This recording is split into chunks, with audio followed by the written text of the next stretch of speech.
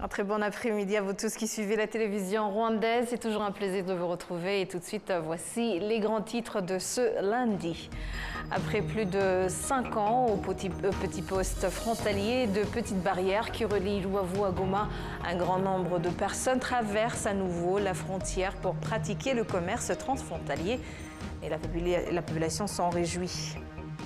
Le Rwanda se déclare satisfait des résolutions du sommet de la communauté est-africaine et celle de l'Afrique australe tenue dernièrement à Dar es Salaam sur la crise sécuritaire à l'est de la RDC.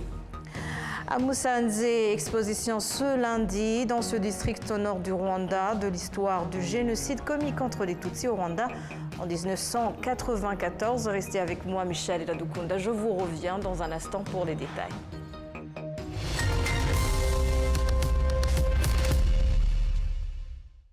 Bienvenue. Les populations de Goma en République démocratique du Congo et celles de Luavu au Rwanda se félicitent de la reprise du commerce transfrontalier quelques jours après la prise de la ville de Goma par les mouvements du M23.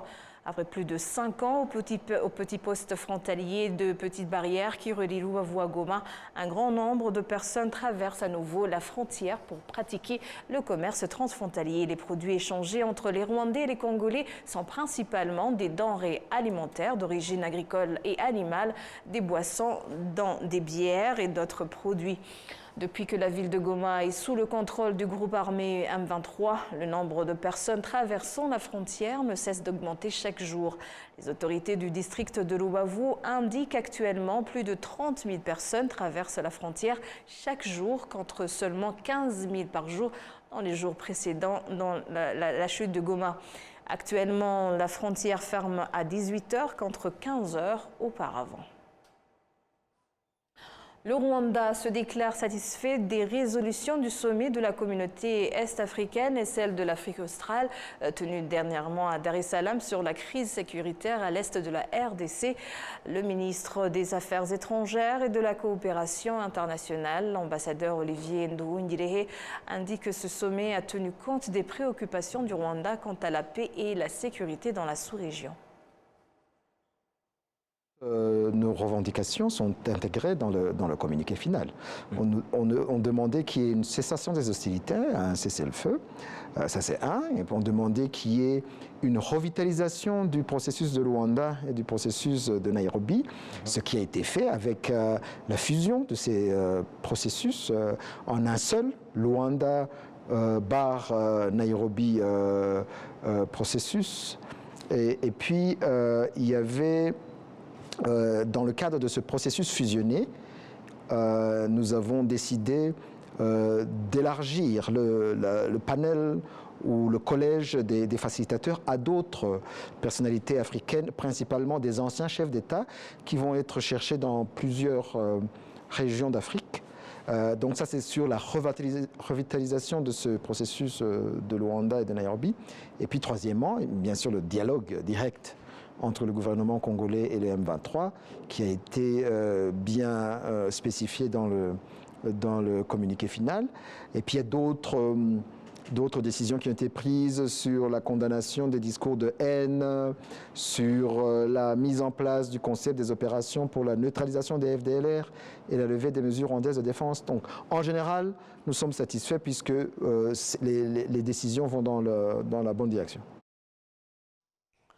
Le ministre Nduhungirehe explique que le Rwanda a toujours condamné le discours belliqueux du président de la RDC, une attitude qui compromet la sérénité de toute la région. Nous avons émis des réserves et même exprimé notre position au déploiement d'une telle force à notre frontière dans le cadre des un discours belliqueux du président Tshisekedi, qui a promis à plusieurs reprises de renverser le gouvernement rwandais, même de bombarder Kigali. Et donc le fait que le président Tshisekedi avait cette idée belliqueuse de renversement de régime et qu'il ait mis en pratique cette idée par le déploiement d'une coalition internationale qui inclut les miliciens locaux, Wazalendo, les génocidaires FDLR, les soldats burundais, les soldats de la SAMI-DRC et même les Européens, les mercenaires européens, c'est déjà inquiétant en soi. C'est-à-dire que le président Tshisekedi avait de la suite dans les idées. Et même récemment, lors de la prise de Goma, les informations qui nous ont été fournies d'un arsenal impressionnant d'armement, à moins de 5 km de notre frontière, cela prouve que le président Tshisekedi avait de la suite dans les idées. Donc le fait qu'on était à Dar es Salaam avec la SADC, c'était déjà important. Donc pour nous, la neutralisation des FDLR, c'est très important. Le retrait de cette force est aussi une exigence sécuritaire. Et puis pour le M23, il y a bien sûr la question du dialogue qui a été posée. Toutefois, ces bonnes résolutions doivent être accompagnées d'une ferme volonté politique de la part des autorités de la RDC, poursuit le chef de la diplomatie rwandaise. Pour nous, on ne dit pas que tout est beau maintenant, que le gouvernement congolais va, comme par magie, avoir la volonté politique de mettre en œuvre les accords qu'il a signés, puisque cela fait depuis plus de 25 ans, ou 26 ans après la Deuxième Guerre du Congo, en 1999, avec le cessez-le-feu de Lusaka. Il y a eu plusieurs accords qui ont été signés, plus d'une dizaine d'accords. Les accords cadres, on a eu plusieurs accords qui n'ont pas été respectés. Donc là, on a un concept nouveau, un sommet conjoint entre les deux protagonistes, les deux régions ou les communautés économiques régionales qui se sont mis ensemble pour discuter de la question au niveau ministériel et puis au niveau des chefs d'État. Et donc, nous espérons qu'à un certain moment, la région va pouvoir convaincre ou même faire pression à la RDC pour mettre enfin en application ces accords, puisque 30 ans de conflit à l'est de la RDC, c'est quand même assez beaucoup. Il y a des opportunités économiques dont il faut profiter, et pour cela, il faut que la RDC comprenne que son obsession d'une solution militaire ne peut jamais porter ses fruits. Les observateurs avisés sont d'avis que cette crise congolaise nécessite une réponse durable et efficace, faute de quoi des problèmes similaires seraient toujours récurrents. Le M23 a pris les villes de Sake et de Goma. Nous, le Rwanda, nous disons depuis Bunagana, depuis 2 ans, qu'il faut régler cette question d'une façon politique avec un dialogue direct. Le gouvernement de la RDC n'a pas voulu écouter, et même la communauté internationale disait plus ou moins la même chose, que la question sera résolue seulement par un dialogue. Le gouvernement congolais a toujours refusé, a toujours privilégié la solution militaire. Et puis hier, le sommet a compris que la situation a changé. Donc la question du M23 est revenue sur le devant de la scène. Et d'ailleurs, le président Tshisekedi, qui était en ligne, a dit vers la fin de la réunion en disant « mais le M23 n'existe pas, c'est une coquille vide, c'est le Rwanda qui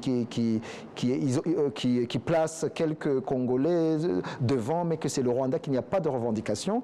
Et puis il a dû être remis à sa place par un des leaders de la région, le président Museveni, qui a expliqué exactement l'histoire de cette région avec des régions congolaises aujourd'hui qui étaient dans le royaume du Rwanda. Donc c'est lui qui a dû expliquer que le président Tshisekedi était mal avisé de dire que le M23 n'existe pas et que la communauté qu'il représente n'a pas de revendication. Pour l'analyste politique Albert Ludatsimburgwa, le problème des réfugiés congolais doit être examiné à fond si jamais la RDC veut vivre une paix durable.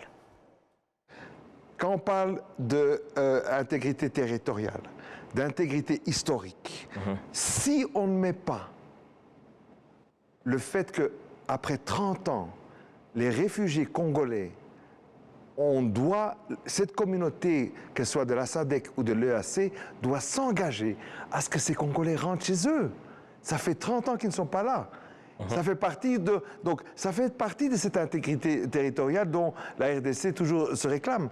N'oubliez pas, ce qui a miné ici le Rwanda, les deux régimes de Kayibanda et d'Abiyarimana, c'est parce qu'ils avaient la hantise. Tous ces 30 années-là, entre 59 et 90, c'était les réfugiés rwandais. Et qu'un jour, ils sont rentrés. Et c'est ça qui se passe aussi avec le Congo. Tant qu'il n'y a pas un dirigeant congolais à Kinshasa qui comprend qu'il doit ramener les réfugiés, le Congo n'aura pas de paix. Les analystes politiques estiment que les autorités de la République démocratique du Congo doivent comprendre qu'il revient à eux de trouver une issue au conflit qui perdure dans leur pays au lieu de faire du Rwanda le bouc émissaire de ces problèmes non résolus pendant longtemps. C'est le point de vue notamment du docteur Eric Ndushabandi qui indique que la réponse militaire que la RDC privilégie ne permettra jamais de résoudre définitivement ce problème. La question est restée non résolue pendant des années. On pourrait même croire que ce groupe était dissous et il était porté à disparaître. Mais la première leçon au monde, à la communauté internationale, c'est que une lutte qui concerne la survie d'un groupe, qu'il soit 2 ou 3 ou 4, c'est une cause que tu ne peux pas éteindre définitivement. Ça, c'est la première leçon que je vois. Deuxième leçon, c'est que de 2013 à 2025, c'est différent. C'est différent dans le sens où aujourd'hui, maintenant, nous sommes dans la communication massive avec les médias sociaux. Et donc, on atteint les instances qu'on ne pouvait pas atteindre. Alors, le fait que le M23 AFC, ils ont communiqué intensément leurs positions et leurs avancées et ce qu'ils demandent comme dialogue avec le gouvernement congolais, avec deux revendications, j'allais dire légitimes, parce qu'ils ont été signés et acceptés depuis le 23 mars, depuis 2009, c'est ça? Et donc, ces accords-là, ils étaient déjà acceptés par un gouvernement. Du coup, on dirait alors que les revendications étaient légitimes, parce qu'acceptées internationalement. C'est une leçon en disant, on ne signe pas un papier pour le jeter pendant des années, alors que ça concerne des vies.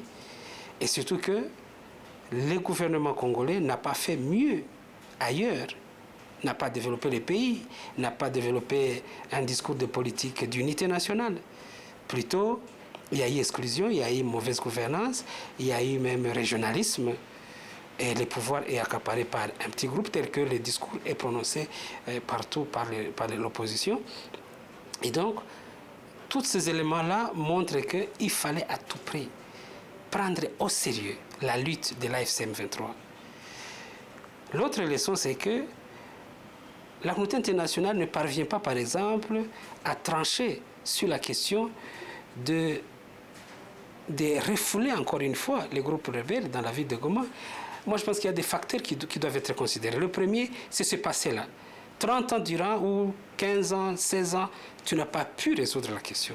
Alors que tu as dit, retirez-vous, nous allons nous occuper du problème de façon diplomatique avec tous les partenaires. La communauté internationale n'a pas pu. Deux, la communauté internationale a besoin d'un acteur rationnel, sérieux, cohérent, stable. Un pays avec lequel il va traiter, c'est le Congo. Et dans le cas actuel, c'est le Congo lui-même qui refuse le dialogue, obstinément, et qui déclare la guerre, non pas contre le mouvement, mais aussi contre les pays voisins comme le Rwanda.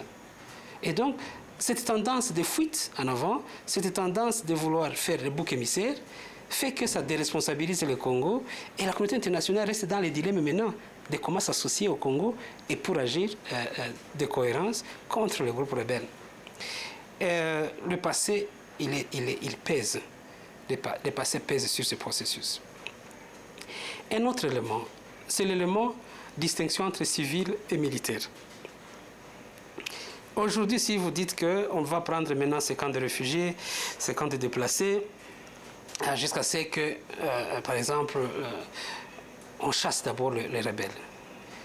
Est-ce qu'aujourd'hui, le gouvernement congolais, c'est un acteur partenaire qui peut aider dans la séparation entre les civils et les groupes armés, alors que ces groupes armés incluent les militaires, mais aussi les non-militaires, les Wazalendo et les FDLR, et tous les groupes armés, difficiles à différencier. Et donc, dans ce processus de dire au M23 de se retirer, il faut être capable d'établir un plan humanitaire, un plan de démobilisation, un plan, ça donne beaucoup de responsabilités. Et dans le cas de figure ici, c'est difficile de trouver une communauté internationale qui pourrait agir rapidement.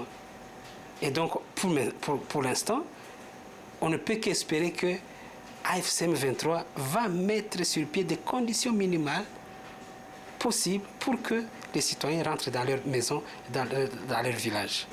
Mais la population exige beaucoup. C'est une acclamation, c'est vrai, mais aussi c'est une demande. C'est dit, oui, nous vous acclamons, vous venez, mais soyez cohérents, apportez-nous ce que nous avons toujours manqué pendant des années. Ils ont maintenant l'espace où ils peuvent le dire. Avant, ils acclamaient peut-être Tshisekedi et les autres, hein, t'inquiète pas. Mais aujourd'hui, quand ils disent ça, c'est dire, voilà, nous espérons ce qui est différent. C'est ce que je venais de dire, par exemple. En tout cas, ils ont besoin d'être calmés et d'avoir la garantie que vraiment ils apportent un discours différent. En termes de justice, de réconciliation, en termes de guérison des blessures, en termes de développement économique, mais en termes aussi d'une gouvernance inclusive qui va bannir totalement la corruption endémique dans cette société. Exposition ce lundi au district de Musanze, au nord du Rwanda, de l'histoire du génocide commis contre les Tutsis au Rwanda en 1994. Cette présentation s'est faite au mémorial du district de Musanze, plus précisément à l'endroit de l'ancienne cour d'appel de Ruhengeri, où reposent plus de 800 victimes du génocide contre les Tutsis. Cet événement que présente l'histoire du génocide contre les Tutsis a été organisé par le district de Musanze, l'organisation Iwuka, en partenariat avec l'ambassade de France au Rwanda. Les événements présentés font partie de la recherche sur le génocide contre les Tutsis au Rwanda, menée par des Français en collaboration avec des Rwandais, comme l'indique le conseiller de coopération et d'action culturelle à l'ambassade de France au Rwanda. Comme vous le savez, la visite du président Macron en 2021 a été un moment important. Et comme vous le savez également, la réconciliation franco-rwandaise est fondée sur 3 piliers. L'histoire, donc la mémoire et la justice. Et donc l'histoire, c'est ce travail qui a été fait par la commission Duclerc, qui avait été mise en place par le président Macron et qui a débouché sur un travail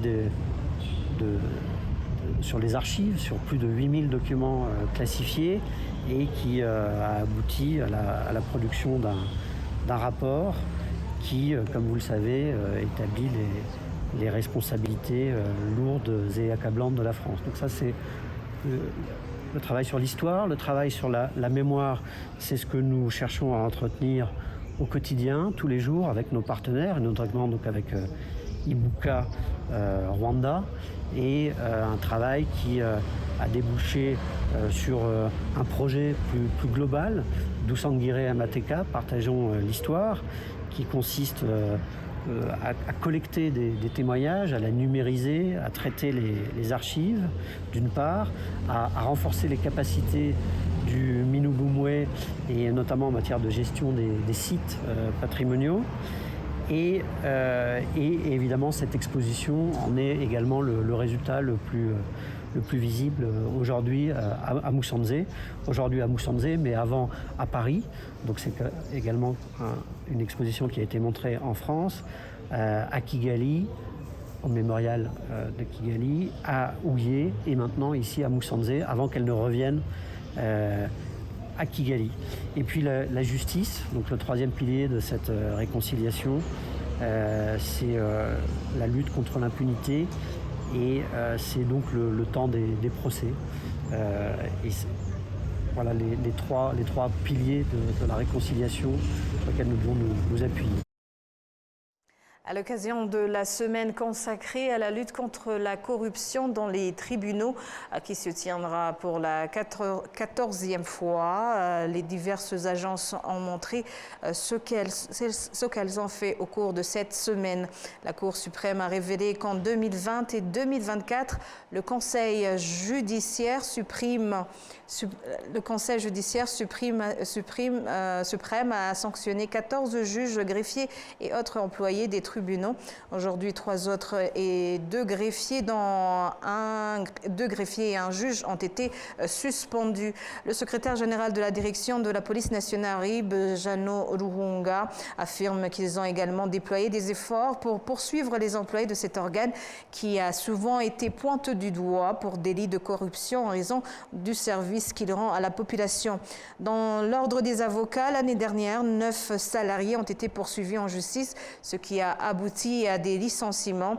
Maître Moïse Ngundawarashi, président, affirme que la corruption dans le système judiciaire nuit à l'image du pays face à la communauté internationale.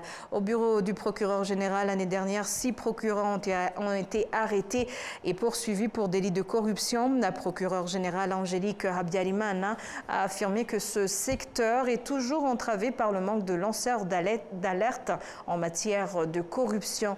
La présidente de la Cour suprême, Mme Donatilla Mokana-Ganzwa, a affirmé que le pays ne tolérera pas que la justice rwandaise soit gangrénée par la corruption et autres choses qui y sont liées.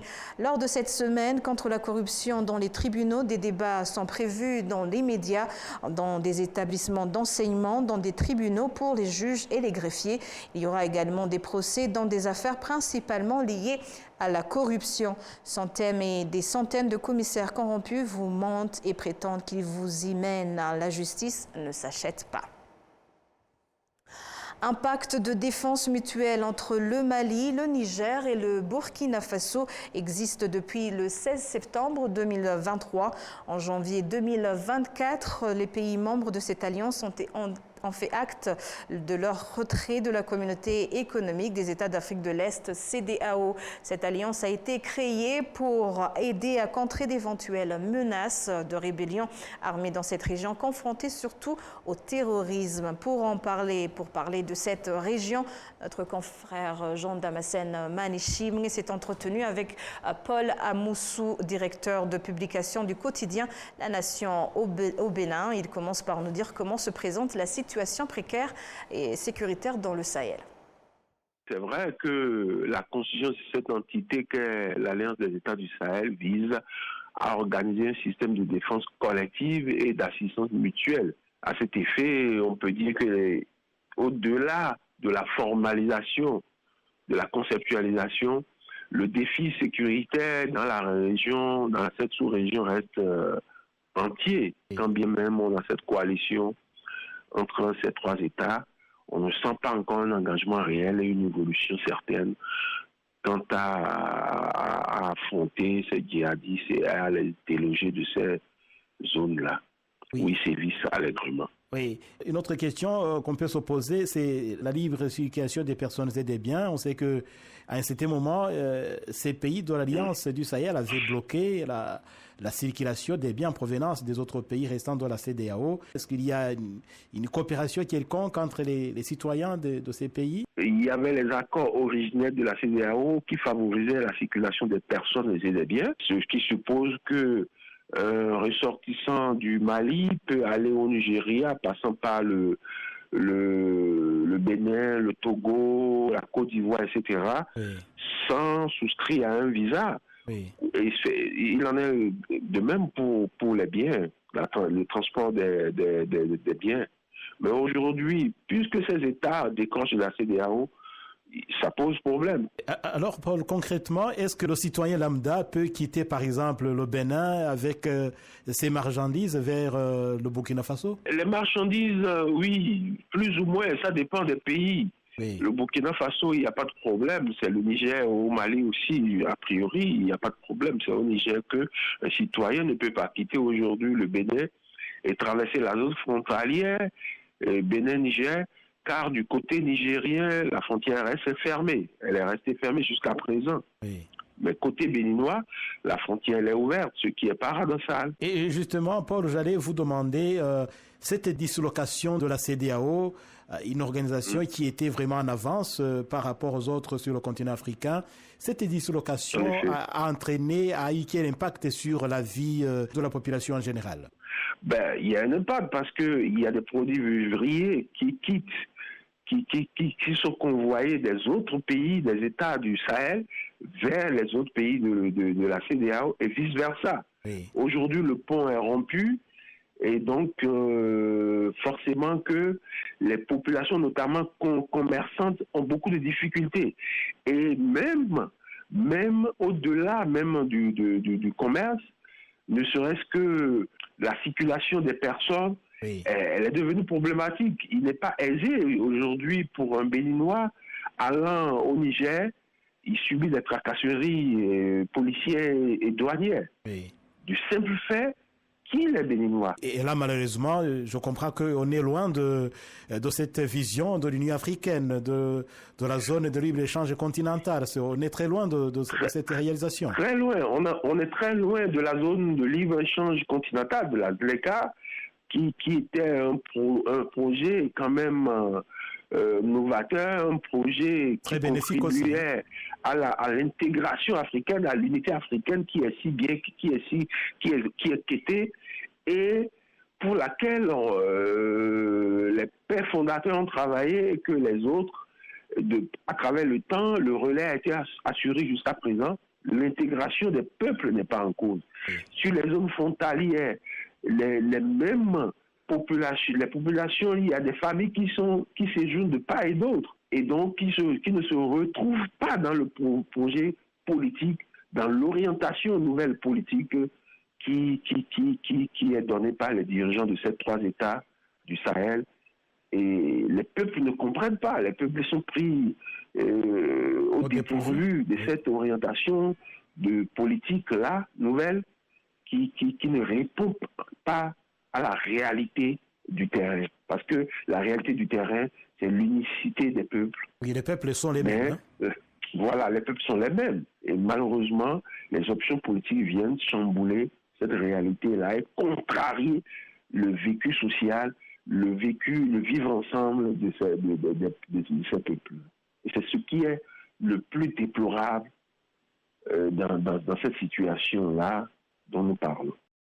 Partout au monde, en Amérique avec le Mercosur, en Europe avec l'Union européenne, un peu partout, les dynamiques sont à la fédération et à l'union des forces pour aller de l'avant. Donc les Africains n'ont de choix que de s'unir pour avancer dans ce monde. Absolument, il le faut, d'autant plus que les fragilités sont connues et on est plus fort qu'ensemble. En réalité, c'est ensemble que nos fragilités sont gommées. Et donc, il faut travailler à cette intégration africaine, il faut travailler à cette unité africaine. En tout cas, merci beaucoup, Paul Amoussou. Je rappelle que vous êtes directeur de publication du quotidien La Nation. C'est le premier quotidien du Bénin. Paul Amoussou, merci beaucoup depuis Cotonou. Merci à vous.